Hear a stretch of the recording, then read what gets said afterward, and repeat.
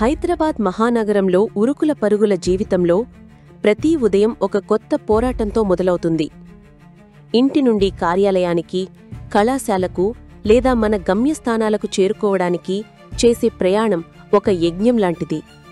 కిక్కిరిసిన రోడ్లు, గంటల తరబడి సాగే ట్రాఫిక్ జాములు, పెరుగుతున్న ఇంధన ధరలు, వాయు కాలుష్యం ఇవన్నీ మన దైనందిన జీవితంలో భాగమైపోయాయి.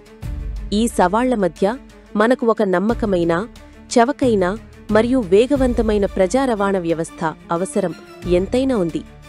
సరిగ్గా 2 దశాబ్దాల క్రితం ఈ అవసరాన్ని తీర్చడానికి, నగరవాసులకు ట్రాఫిక్ కష్టాల నుండి ఉపశమనం కలిగించడానికి ఒక గొప్ప ఆశయంతో మన ముందుకు వచ్చింది మల్టీ మోడల్ ట్రాన్స్పోర్ట్ సర్వీస్, మనందరికీ సుపరిచితమైన ఎంఎంటీఎస్. ఈరోజు మనం ఆ ఎంఎంటీఎస్ ప్రస్థానం గురించి, దాని విజయాల గురించి, అది ఎదుర్కొంటున్న సవాళ్ల గురించి మరియు దాని భవిష్యత్తు గురించి చర్చిద్దాం.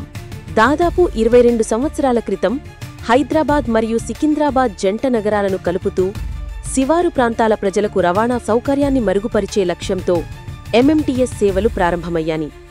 ఆ రోజుల్లో ఇది ఒక విప్లవాత్మకమైన మార్పు.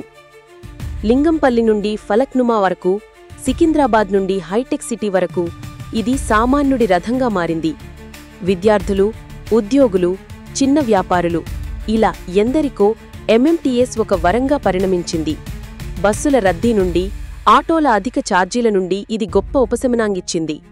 అతి తక్కువ టికెట్ ధరతో నగరంలోని ఒక మూల నుండి మరో మూలకు వేగంగా చేరుకునే సౌలభ్యం ప్రజలను ఎంతగానో ఆకర్షించింది. ఒకానొక దశలో రోజుకు 1,50,000 మందికి పైగా ప్రయాణికులను వారి గమ్యస్థానాలకు చేరవేస్తూ హైదరాబాద్ నగరానికి జీవనాడిగా ఎంఎంటీఎస్ వెలుగొందింది. కాని కాలక్రమేణా పరిస్థితి మారుతూ వచ్చింది. ఒకప్పుడు నగరానికే తలమానికంగా నిలిచిన ఎంఎంటీఎస్ నేడు తన ప్రాభావాన్ని కోల్పోతోంది.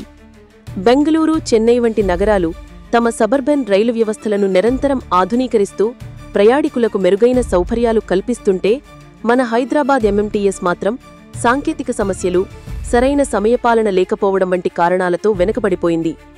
రైళ్లు తరచుగా ఆలస్యంగా నడవడం, కొన్నిసార్లు ఎలాంటి సమాచారం లేకుండానే సర్వీసులను రద్దు చేయడం వంటి సంఘటనలు ప్రయాణికుల్లో తీవ్ర నిరాశను, అసహనాన్ని నింపాయి.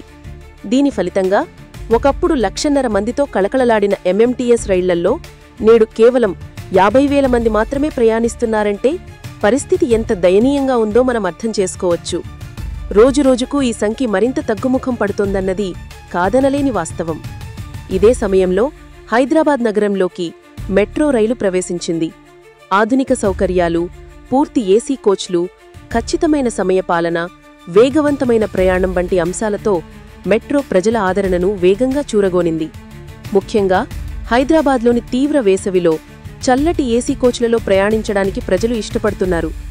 ఎంఎంటీఎస్ టికెట్ ధరతో పోలిస్తే మెట్రో ఛార్జీలు ఎక్కువగా ఉన్నప్పటికీ సౌకర్యవంతమైన ప్రయాణం కోసం అదనంగా ఖర్చు చేయడానికి నగరవాసులు వెనుకాడటం లేదు. దీంతో ఎంఎంటీఎస్పై ఆధారపడిన మధ్యతరగతి ప్రయాణికులు కూడా క్రమంగా మెట్రో వైపు మళ్లడం ప్రారంభించారు. ఇది ఎంఎంటీఎస్ ప్రాధాన్యతను మరింత తగ్గించింది. విచిత్రమేమిటంటే, ఎంఎంటీఎస్ సేవలు ప్రారంభమై 22 సంవత్సరాలు గడిచినా ఇప్పటికీ ఒక్కటంటే ఒక్క ఏసీ కోచ్ను కూడా ప్రవేశపెట్టలేకపోయారు. ప్రయాణికుల సంఖ్యను పెంచడానికి మెట్రోకు పోటీగా నిలబడాలన్న ప్రతిపాదన గత 7 ఏళ్లుగా కేవలం కాగితాలకే పరిమితమైంది. అధికారులు, సర్కార్లు మారినా ఈ ప్రతిపాదన మాత్రం ముందుకు సాగలేదు. వేసవిలో ఉక్కపోతతో కిక్కిరిసిన బోగీలలో ప్రయాణించడం ఎంత నరకమో అనుభవించిన వారికి మాత్రమే తెలుసు. కేవలం ఏసీ సౌకర్యం లేకపోవడం వల్లే ఎంతోమంది ప్రయాణికులు ఎంఎంటీఎస్కు దూరమయ్యారన్నది పచ్చినిజం.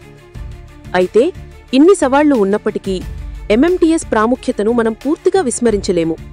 నేటికి మెట్రో సౌకర్యం లేని ఎన్నో ప్రాంతాలకు ఎంఎంటీఎస్ ఒక ముఖ్యమైన రవాణా సాధనంగా ఉంది. మేడ్చల్, బోళ్లారం, ఘట్కేసర్, ఉందానగర్ వంటి శివారు ప్రాంతాల ప్రజలు ఇప్పటికీ ఎంఎంటీఎస్ రైళ్లపైనే అధికంగా ఆధారపడుతున్నారు. ఉదాహరణకు, రోడ్డు మార్గంలో ప్రయాణిస్తే 2 గంటలకు పైగా పట్టే దూరాన్ని ఎంఎంటీఎస్ ద్వారా కేవలం 45 నిమిషాల్లో చేరుకోవచ్చు. ఇది వారి సమయాన్ని, డబ్బును ఆదా చేస్తుంది. ఈ మార్గాల్లో ప్రయాణించే వారికి ఎంఎంటీఎస్ లేకపోతే వారి పరిస్థితి అగమ్యగోచరంగా మారుతుంది. ఈ రైళ్లకు ఏసీ కోచ్లను జోడించి సమయపాలనను మెరుగుపరిస్తే కోల్పోయిన ప్రయాణికులను తిరిగి ఆకర్షించవచ్చని కొత్త ప్రయాణికులను చేర్చుకోవచ్చని ప్రజలు బలంగా విశ్వసిస్తున్నారు. ఇలాంటి నిరాశాజనకమైన పరిస్థితుల్లో ఒక కొత్త ఆశాకిరణం ఉదయించింది. ఇటీవలే కేంద్ర మంత్రి మరియు మన సికింద్రాబాద్ పార్లమెంట్ సభ్యులైన శ్రీ కిషన్ రెడ్డి గారు చేసిన ప్రకటనలు ఎంఎంటీఎస్ ప్రయాణికుల్లో కొత్త ఉత్సాహాన్ని నింపాయి. హైటెక్స్లో జరిగిన ఒక కార్యక్రమంలో ఆయన మాట్లాడుతూ హైదరాబాద్ నగర అభివృద్ధికి కేంద్ర ప్రభుత్వం కట్టుబడి ఉందని స్పష్టం చేశారు. ఈ సందర్భంగా ఎన్నో ఏళ్లుగా నలుగుతున్న ఎంఎంటీఎస్ ఏసీ కోచ్ల ప్రతిపాదనకు ఆయన జీవం పోశారు. త్వరలోనే ఎంఎంటీఎస్ రైళ్లను పూర్తిస్థాయి ఏసీ రైళ్లుగా మార్చేందుకు చర్యలు తీసుకుంటామని ఆయన ప్రకటించడం సర్వత్రా హర్షం వ్యక్తమవుతోంది. ఇది కేవలం ఒక ప్రకటనగా మిగిలిపోకుండా త్వరితగతిన కార్యరూపం దాల్చాలని మనమందరం కోరుకుంటున్నాము. కేంద్ర మంత్రి కిషన్ రెడ్డి గారి ప్రసంగం కేవలం ఎంఎంటీఎస్కే పరిమితం కాలేదు. నగరం మరియు రాష్ట్ర సమగ్ర అభివృద్ధికి సంబంధించిన ఎన్నో కీలకమైన అంశాలను ఆయన ప్రస్తావించారు. సాంకేతిక కారణాలతో నిలిచిపోయిన హైదరాబాద్ మెట్రో 2వ దశ పనులను వేగవంతం చేస్తామని హామీ ఇచ్చారు. సికింద్రాబాద్ రైల్వే స్టేషన్ను 720 కోట్ల భారీ బడ్జెట్తో అంతర్జాతీయ ప్రమాణాలతో ఆధునీకరిస్తున్న పనులను ఆయన గుర్తు చేశారు.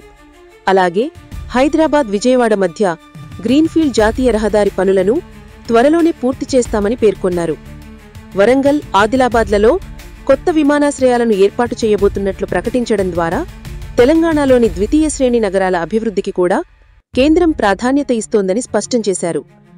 ఈ నిర్ణయాలన్నీ కార్యరూపం దాల్చితే హైదరాబాద్ నగర రవాణా వ్యవస్థ ముఖచిత్రమే మారిపోతుంది. ఎంఎంటీఎస్ అనేది కేవలం ఒక రైలు సర్వీస్ కాదు, అది లక్షలాది మంది ప్రజల జీవితాలతో ముడిపడి ఉన్న ఒక వ్యవస్థ.